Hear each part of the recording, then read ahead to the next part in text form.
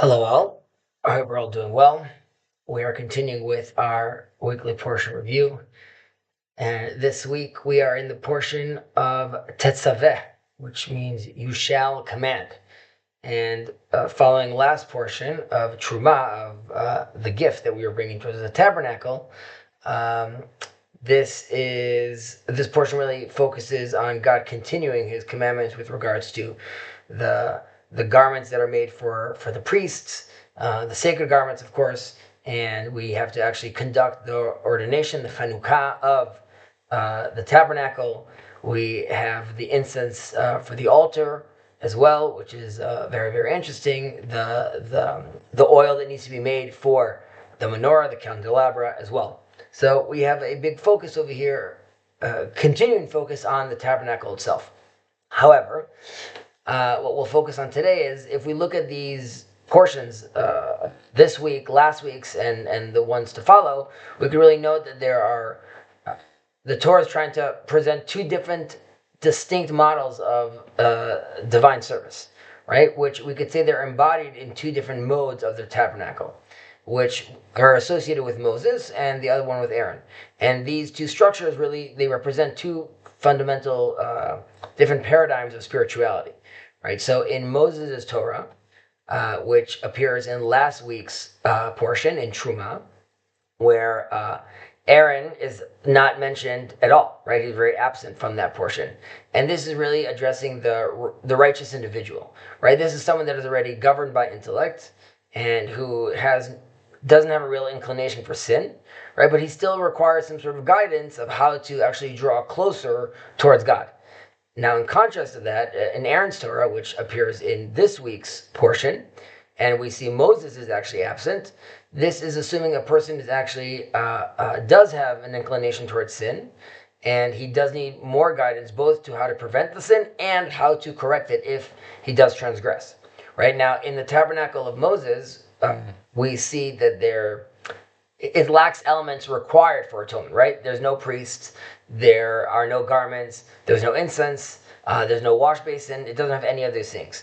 Now, in contrast, in the tabernacle of Aaron, right, we see that it's operating sort of through the imaginal, right? The verse tells us to make him holy garments that are full of glory and splendor, right? So these garments are here to leave a very profound impression on one's soul. Now, another distinction is Moses' tabernacle is built voluntarily, right? We're saying truma is something that you are donating, a gift that you're donating towards the tabernacle. And then we're really relying on the generosity of the people of Israel. And there's no need for a commandment. However, in Aaron's tabernacle, we require an explicit commandment. And that's also the name of the portion. You shall command, right? So according to Moses' Torah, man is really inherently good, and he naturally wishes to contribute. And in Aaron's Torah, this is assuming man is weak, and he has to be commanded to do what's right. Now, only if we look at Aaron's model, if it was only him presented, that would sort of imply that sin is inevitable, right? And we can't even imagine life without sin, which would really make the foundation of the divine service be focused on sin, which is more akin to our Christian brothers and sisters. And that's why we have the model of Moses' tabernacle and why it comes first, right? And this is really, so it's demonstrating to us that it is possible to govern oneself through the intellect and to serve God without sin, right? And this is the ideal method, right? That we want to be teaching someone, that he has the ability to serve God without sin. Yet, if he does sin, of course, there is a path towards redemption, towards rectification. Now, if we want to bring the sinner closer, Aaron Torah really allows us to do so by descending to the sinner's level in order to elevate him. And this is what we saw was attempted by Aaron in the golden calf.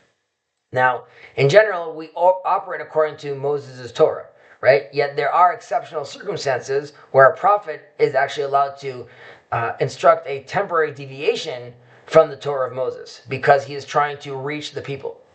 Now, in today's day and age, when we don't have prophecy anymore, the last prophet, Malachi, concludes in his prophecy, "Remember the Torah of Moses, my servant, which I command him in Horeb of all of Israel, statutes and judgments." Right? This really clarifies that during the absence of prophecy, right, because he's the last prophet, only the Torah of Moses, the tabernacle of Moses, should be followed, not Aaron's. But then we have to ask, then how do we bring the sinners closer? Now the prophet continues and says, "Behold, I am sending to you Elijah the prophet before the coming of the great awesome day of the Lord." Right? So before the day of judgment, and we know prophecy will return, then we can see that hearts will be drawn together and sinners will be able to given the opportunity to repent through Aaron's Torah, right? And allows them to then stand in judgment.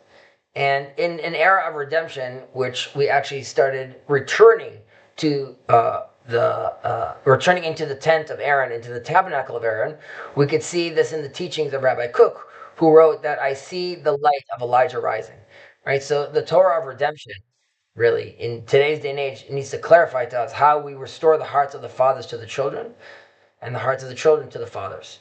And we have to realize that when Elijah comes and brings this message, even though we saw Elijah generally as a zealot, he himself needs to realize that he has to take that zealotry, and he is the one that is going to embody both of these tabernacles and assist us into rectifying our ways and returning to God through a loving and balanced relationship with him. I wish you all a Shabbat Shalom. Take care.